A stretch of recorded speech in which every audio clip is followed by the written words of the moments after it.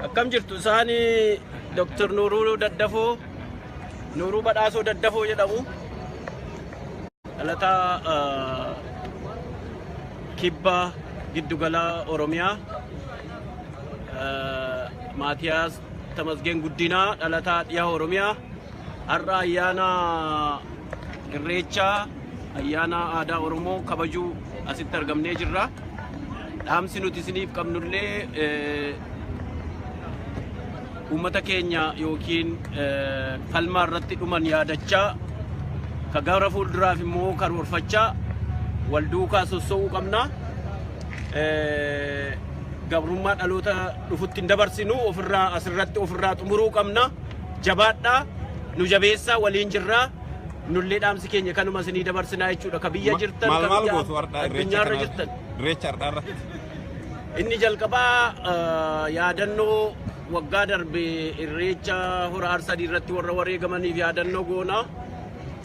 Waaqalleen galateeffanna uumaalleen galateeffanna walitti aanellee hin taphannallee sirbinallee akkasuma aadaa keenya kanaan jajjabeeffataa deemna. Dhaloota dhufullee kanaan barsiisaa deemna. Biyya hambaa keessatti biyya warteessummaa jirru kana keessatti akkasittiin jajjabeessaa deemnaa jechuudha. Isaan immoo irra buusu. Nagaasa Nooraawaa Artaa Galatoomi Maatiyaasii kanaani dur ol beenna Finfinnee Yuunivarsiitii wal beenna bara isaallee tureera hoo amma bara isaa hin ta'u gara dullumaatitti deemuu keenya ragaa ofiif baana jechuun dubbiin bu'uuraa akkuma inni jedhe guyyaa addaa kanaa yaadannoo ilmaan Oromoo bara dheengaddaa wayyaaneen fixxe yaadanna. Dhugamatti akkuma beekamu yakki guddaan wayyaaneen uummata keenya nagaan bahee akka aadaa isaatitti waaqa isaa galateeffatuuf agartee mallattoo nagaa qabatee dhufe fixe seenaa uummata Oromoo keessatti guyyaa gaddaati, guyyaa xiiqiiti. Uummata nagaa jaarraa hoggaa tokkoof 130 booda wayyaaneen waan Minilik daladdee akkuma yaadattan hoggaa 130 dura aanoletti uummata keenya nagaan biyyi nagaa jedhanii walitti qabanii bakka tokkotti aanoletti uummata agartee qawwee harkaan qabne meeshaa harkaan qabne fixanii asirra wanni himuu barbaadu namni gariin aanolee guyyaa lolaasiya guyyaa lolaatii miti. Gaafa aanoleef harka muraa aanolee ka guyyaa bara dheengaddaa arsiliinsa wal fakkaata. Ummanni bara sanillee nagaan agartee nagaan akka sirna gadaatitti nama bakka isa bu'u filatuuf bakka hundaa ka walitti dhufe jiilchaaf jedhanii ummata nagaa harkaa fi harma muranii akkasumas seenaan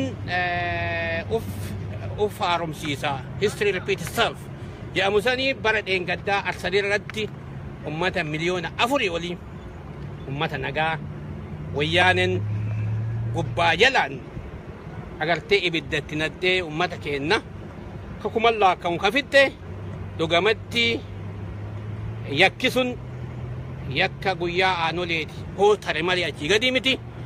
Guyyaa kana yaadanna guyyaa kana hoo yaadannu ammoo gadda qofaa miti agartee gumaa ummata keenna gumaa ilmaan Oromoo baasuuf qopheessina. Qopheessuu kana keessatti wareegama barbaachisu ummanni Oromoo kan faluun biyya isaa Oromiyaa diina harkaa deeffatuun furmaata dhumaa agartee ta'uu wali himna wal yaadachiifna wal kakaafna. Kanaaf Oromoon Amaarille kunoo dhuftee asii mul'atte akkamitti kanaaf Oromoon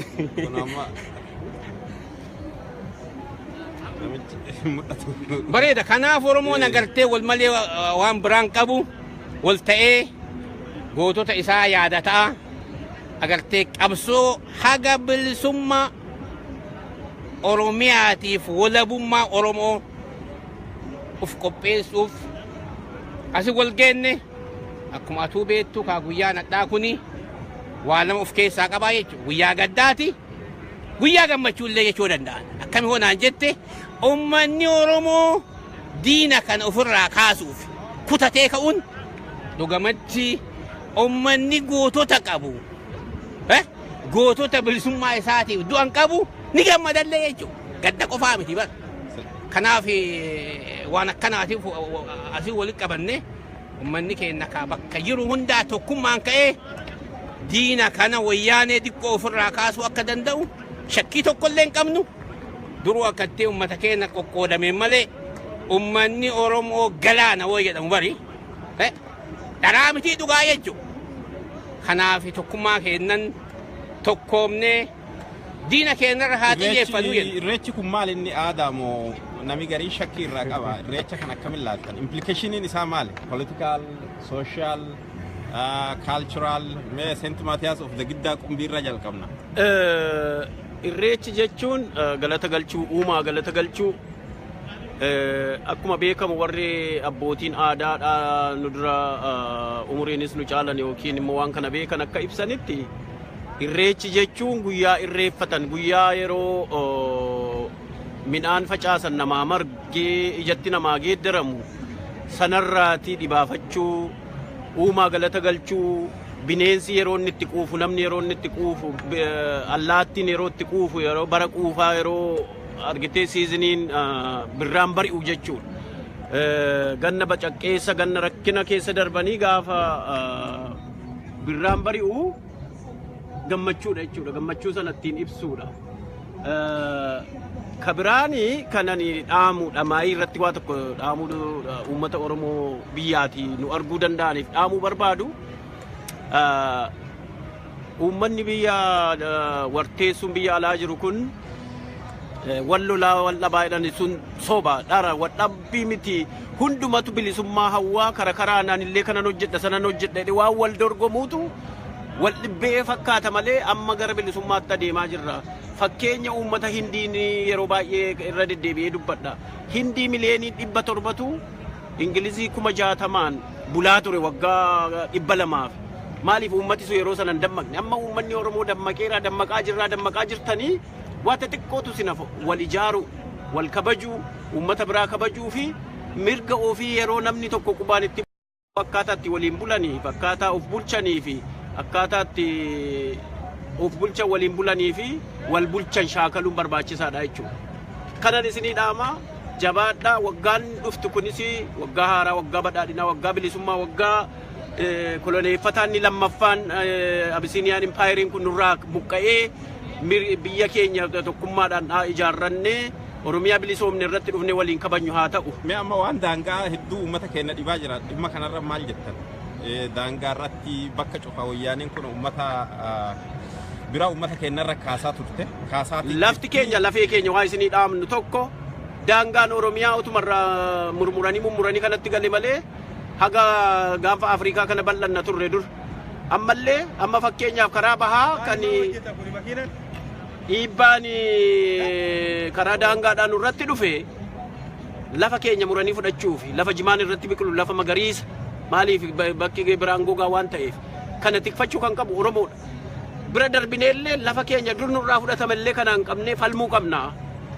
Isa qabnu tikfachuutu hin taane isa dhabnellee deebifnee deeffachuudhaaf carraaquu qabna. Garuu dubbii kana dudduuba Somaalee jira utuu hin ta'in mootummaa Abashaa yookiin mootummaa TPLF amma biyya qabatee jiru mootummaa impaayera Itoophiyaa impaayera Abisiiniyaatu deebi'ee hidda gadi diriirfachuuf walitti nu naqaa jira. Saboota waliin wal fuudhanii wal keessa jiraatan, saboota obbolaa ta'an, saboota abbaan manaa Somaalee yookiin haati manaa Oromoo yookiin immoo akkasuma karaa burjiillee jalqabaniiru, burjii fi gujiillee walitti naquu jalqabaniiru. Kana nuti ofirraa tikfachuu qabaa. Kanammoo akkamiin tikfanna? Uummata dammaqee hidhatee ijaarameetu diina ofirraa aggituu danda'a. Kana walii dhaama, walii dhaamna, walii dabarsinee diina kana ofirraa qolanna. Galatooma. Dubbii Maatiyaas fixe tokkoffaa waa'ee irreechaa olaallu akkuma beekamu irreechi amma Oromoo naashinaal haalidee ta'eera jechuudha. Ka Oromoonni hundi amantii feete qabaadhu, Islaama ta'i, Kiristaana ta'i, waaqeffataa ta'i kun agartee ayyaana guddaa Oromoo taati jechuudha. irrespective of amantii abbaan barbaade hiika adda addaa illee kan itti kennu jira jechuudha. Gariin kan akka amantiitti illee fudhatu hin jira. Isaaftuu himaa fudhatu mirga isaatiillee. Garuu nuti ani ka hubadhu Oromoo illee akka hubatu ka barbaachisu kun agartee ayyaana Oromoon akka Oromooti waliin qabu jechuudha. Ayyaana tokkummaa Oromoo itti mul'isanii jechuudha. Agartee ummanni tokko waan isa tokkoomsu qabaa jechuudha. Isa keessaa kuni waan guddaadha. Kanaaf agartee namni bakka yeroo hundatti irreeffachuu jechuun guyyaa galataa waa galata galfatta jechuudha. Amantii feetee yoo taate Islaama illee yoo taate Kiristaana illee yoo taate waaqeffata illee yoo taate waaqa galata galchuu ka dhoogu jiru jechuudha. Ummanni kun walitti dhufee waaqa isaa galata hoo galfate kun rakkoo tokko miti garuu keessattuu akka aadaati jechuudha. Aadaa keenya aadaa Oromoon waliin qabnu ka tokkummaa keenyatti mul'ifnu agartee Oromoon ummata tokko ta'uu ka waliin nu qabu jechuudha. Kanaaf akkasitti ilaalamuu qaba. Lammata inni amantii Islaamaa kiyaan dhufe amantii Kiristaanaa kiyaan dhufe kan walitti nu hidhu tokkummaa kan dagaagsu Oromummaa malee amantii miti jechuudha. Dhugaa keessa amantiin ka abbaati Oromummaan ammoo ka wal on qabnu jechuudha. Kun beekamaadha ilmaan Oromoo yeroo ammoo kana beekan. Kanaaf Irreechi bakka sabboonummaa Oromootti dagaagdu bakka Oromoon tokkummaa fiitti argisiisu bakka eenyummaa Oromoo keessattuu aadaa keenya eenyummaa keenya national cultural celebration kalaqaa Oromoo alootaan Oromoon qabu waan ta'eef akkas ilaaltan. Akkas ilaala Oromoo hundi kana gammaduu qaba jenna. Ka kana agartee Oromoo addaan qooduu barbaadu kun amantii achi dhaqinaa kun wajjaadiinaa malee kuni tokkummaa ilmaan Oromoo ka itti mul'isanii akkas fudhatuu qabna jennee amanna. Lammata kan inni kabajamullee guyyaa takka miti. It's a seasonal celebration. Birra from dry season to harvest season. From rainy season to harvest season. Quufa torban sadi afur kabajama jechuudha. Oromoon gaaratti bahee lagatti bahee waan qaburraa nyaatee dhugee gammadee kan inni sirbu kan inni jabaatu kan inni duulaaf illee qophaa'u jechuudha. Waa takka gadaan sirni gadaa dimokiraasii waggaa 400 dura warri West warri dhihaa mootummaan biyya lafaa hin shaakalin kan uummanni Oromoo shaakaleetti wal bulchaa ture ammallee sun jabaachuu qabaa jechuudha. Jara amaaraa san nuun fida. Galatoo. Sirna gadaa kana yoo dubbattu waggaa 400 kumaayyuu oli mee asirra wanni tokko waan amma boordaree dubbatte irratti uummanni Oromoo boordoriin Oromoo hundi ilmaan Oromoo hunda laala. Baatti kibbatti kibba baatti kaabatti lafti Oromoo tuqame jechuun ka ummata naannoo sanii qofaa miti jechuudha. Ka ilmaan Oromoo hundaati ilmaan Oromoo wal gargaaranii uf gargaaranii diina fedhe abbaa fedhe haa ta'u. እንዴት ናችሁ? ሰላም ነው? ሰላም እንኳን አደረሳችሁ። እንኳን አብሮ አደረሰን። ወደዚህ ጋር ይግቡልኝ እስቲ። ወደዚህ? አዎ መልክት። ከናፍ ኤጀንቲ ወያኔን እርግቱ ሁንዳ ኡፍራ ዳኤ ኡፍራ ዴቢሱ ቀባ ከነ ኬስ እዚሁ ጋር ደግሞ ወደ አማርኛም ራስዎን ያስተዋውቁ። እሺ ግርማ ብሩ ባላለሁ በዚሁ በሚኒያፖሊስ አካባቢ ለረጅም ጊዜ የኖርኩ ሰው ነኝ እና ዛሬ ከኦሮሞ ወንድሞቻችን ጋር አብረን በዓሉን ለማክበር አብረን ለመዋል እና አንድነታችን ለማሳየት ነው የመጣ ነው። እንግዲህ በአገር ቤት የሚደረገውን ህዝብን ከፋፍሎ የመግደል የመበጣጠስ ሁኔታ የመጣው ከመለያየታችን ነው። ስለዚህ አንድ ላይ ሆነን በዓሉንም እንድናከብር ለሀገራችንም አንድ ላይ ሆነን ታግለን ይሄን መሰሪ የሆነ መንግስት ከዚህ እንድናስወጣና ህዝቡ ሰላም እንዲያገኝ ያ ነው ምኞቴ። እንኳን ለኢሬቻ በዓል አደረሳችሁ ለሁሉ በሚኒያፖሊስና በዓለም ለሚኖሩ ኦሮሞዎች። በፊት የጎንደር ወንድሞቻችን የኦሮሞ ደማችን ነው ያሉት በጣም ብዙ ለውጥ አምጥተዋል አገር ቤት እና ከጎንደር የሄዱ ሽማግሌዎችም ኢሬቻ ላይ ነበሩ ባለፈው አመትና ይሄ በጣም ብዙ ነገር ነው የለወጠው እና መንግስት እንደውም ጭድና እሳት እንዴት አንድ ላይ ሊሆን ይችላል ሁሉ ያለበት ነገር ነበርና እንዴት ነው ይሄን ነገር በምን ሁኔታ መጠናከር አለበት ብለው ያስባሉ?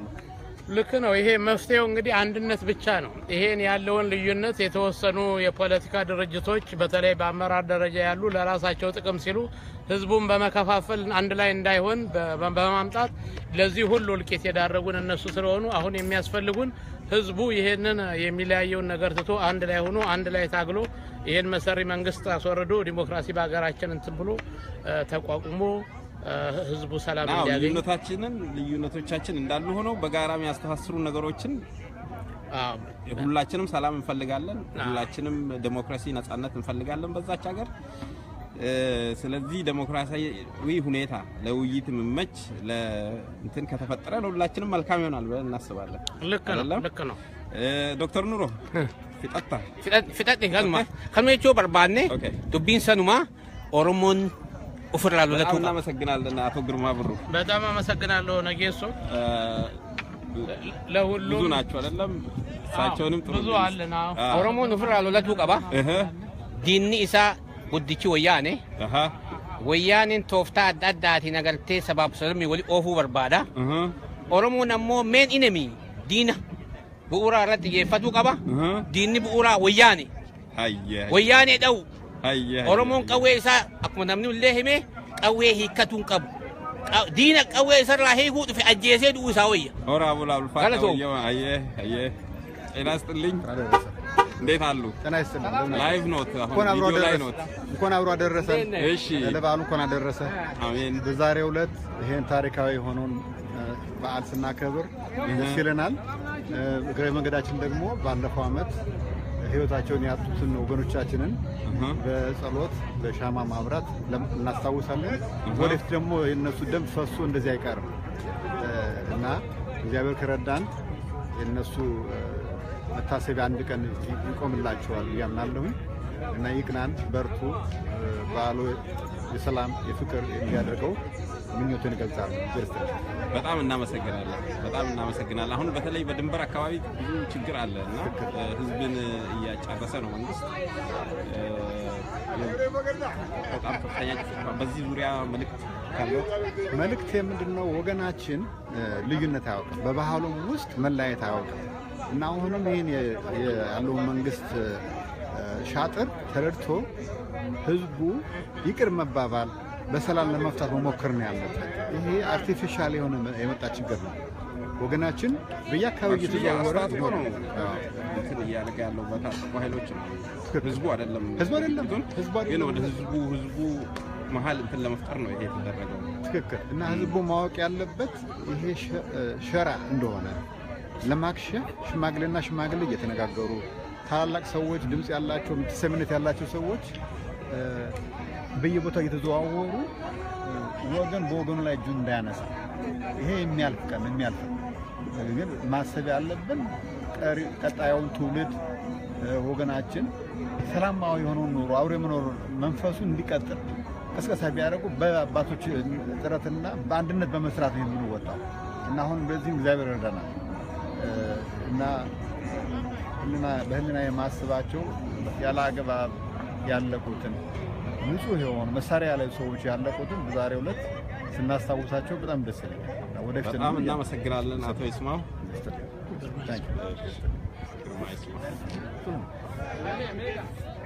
ልብስ ሌላ አጣህ ነው ወይስ ለምን ይበቃል